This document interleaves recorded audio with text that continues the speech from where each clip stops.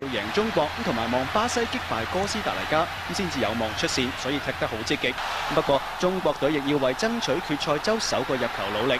27分鐘，霍海東左路傳中，楊晨標前一篤中柱唔入，中國始終爭啲運。門邊之後，土耳其繼續向中國施壓，哈辛沙斯扣順起腳，俾江津反應快撲到。咁喺13分鐘，下半場後備入替走。Our team is very young. I am sure the Chinese team have future. This is first step, but you like to make also good second step, but it was no easy. 首先还要立住我们的联赛，然后把联赛的水平提高，然后更多的球员走到国外去踢球。我觉得还是应该从青少年着手吧，培养吧。另外呢，我们的体制应該再改進一些也是。中國雖然連輸咗3場嘅分組賽，但能夠首次打入決賽周，總算實現咗唔少球迷嘅心願。相信今次經驗啦，仲有助佢哋爭取喺06年德國嘅決賽周。直播吸引咗超過17000人入場，唔少球迷話希望睇到中國隊入波，又寄望下次會有更好嘅成績。由馮佩樂報導。第一次開放俾球迷睇世界盃嘅沙田馬場，吸引咗成萬人。國家隊一有埋門機會，球迷緊張程度好似睇賽馬衝線一樣。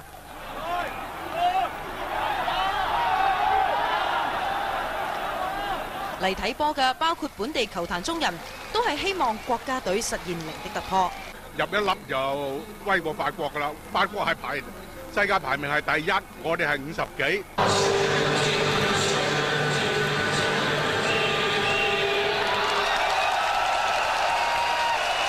歌詞代表大球場內7400幾個球迷對國家隊嘅期望。雖然國家隊喺今次世界盃裏面呢未能夠做到零的突破，但香港球迷就話國家隊只要繼續努力，俾啲信心，相信4年後可以捲土重來。一定要體能，最緊要贏到體能先。就算唔夠人打，你都夠人走拍住佢啦。有應屆會考生就話：睇國家隊打入世界盃，令佢加強民族感。一大班市民咁樣坐喺度打氣咧，你覺得係即係點講血脈沸騰嘅感覺啊！有。佢話希望4年後可以見到國家隊足球員再為全球中國人爭光。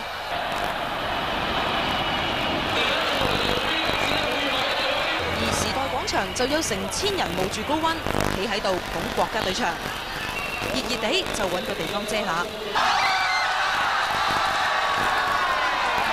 有人就揀一啲有得坐嘅商場，奧海城外個個明知要晒，都唔係咁介意，全部都有備而來。有線電視記者馮佩樂報導。而家先休息一陣，翻嚟會報導中國同武警推撞，中方事後加強保安，又要求外交使館將所有闖入嘅北韓人交俾中國當局處理。陳家佩報導。一對北韓父子走入南韓大使館，相信係尋求政治庇護。中國武警走入想將個爸爸帶走，同大使館職員發生衝突。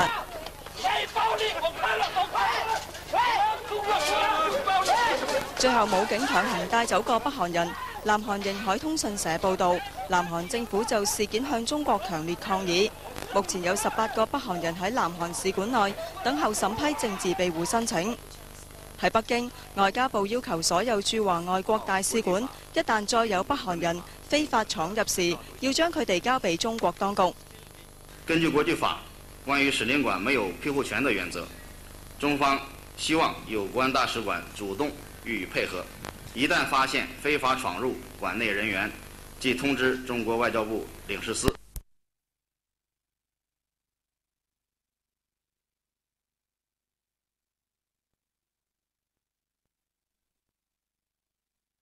望離開無線電視記者劉慧賢報導。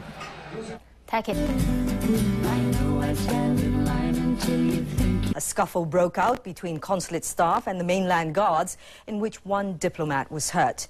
This came as China demanded that foreign embassies hand over any North Koreans who enter to seek asylum. Fiona Cumming has more. The South Korean consulate where a father and son sought refuge. Chinese guards rushed in and took the father away to a security post as South Korean diplomatic staff put up a struggle. Reports say one diplomat was injured. 5 hours later, the asylum seeker was taken away in a police van. Chinese officials say security guards entered the South Korean consulate compound following a request from the consulate. Dozens of North Koreans fleeing famine and repression in their homeland have sought asylum at foreign diplomatic offices in China. The incident follows a similar case last month at the Japanese consulate in Shenyang, when Chinese police entered the grounds and arrested 5 North Koreans. The group was later allowed to leave for South Korea via the Philippines at the end of a bitter 2-week standoff between China and Japan over their fate. China's let North Koreans leave in cases that become public, but has stepped up security around embassies and consulates in an attempt to keep them out. Chinese Foreign Ministry spokesperson Liu Jianchao says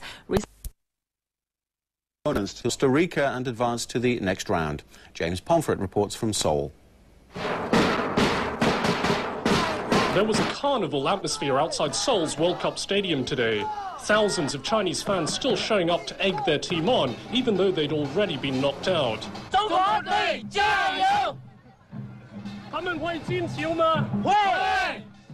Whilst the Chinese partied, the Turkish fans pined for a 2-goal victory over China to qualify and for Costa Rica to lose to Brazil. We have to... So nervous. Yeah, a little bit, yes. Inside, 60,000 fans made the atmosphere electric. China playing for its pride and Turkey for World Cup survival. In this, their first finals for 48 years. It was never going to be China's day, though. Sloppy defending letting in Hassan Sass, who smashed home the opener after just 5 minutes. The Chinese looked lackluster and somewhat jaded, the Turks exploiting this just 3 minutes later from a header that should have been cleared. 2-0 down after 8 minutes, China dug in for a comeback. Hao Haidong coming close here. On the half-hour, China's best chance, Frankfurt-based Yang Chen throttling the post off a volley. It was worse for China after half-time. Xiao Jiayi sent off for what looked a fair tackle. The red card killed the match for the Chinese, and the accomplished, it was Turkish delight.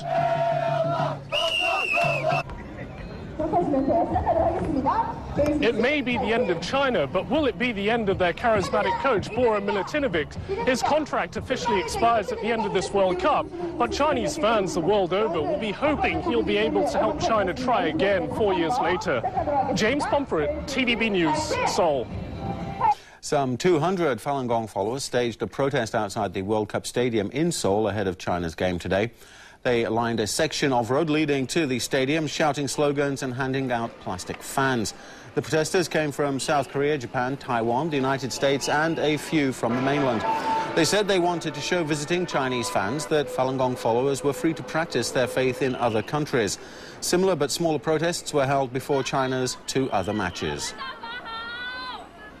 Fans across the country came out to support the Chinese team today, but in smaller numbers than previous matches.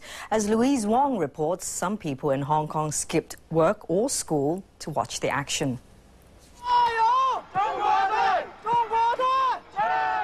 Summer in the city was no deterrent to fans in the capital. They willingly endured the heat to support the national team. Although the odds weren't promising, fans were riveted by their effort and disappointed.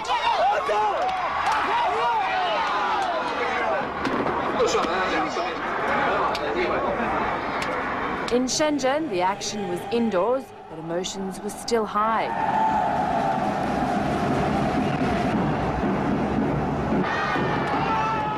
Until it became apparent there was no hope of a Chinese goal. And then there was silence. In Hong Kong, at the Sha Tin racecourse, nearly 10,000 people showed up to cheer on the team. Turkey's 2 goals in the first 10 minutes left fans here speechless. So disappointment, yeah.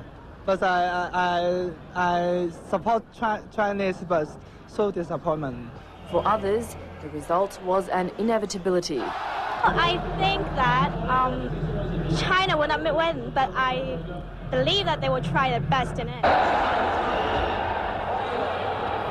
That supportive sentiment was in the air at Hong Kong Stadium as all eyes stayed glued to the big screen.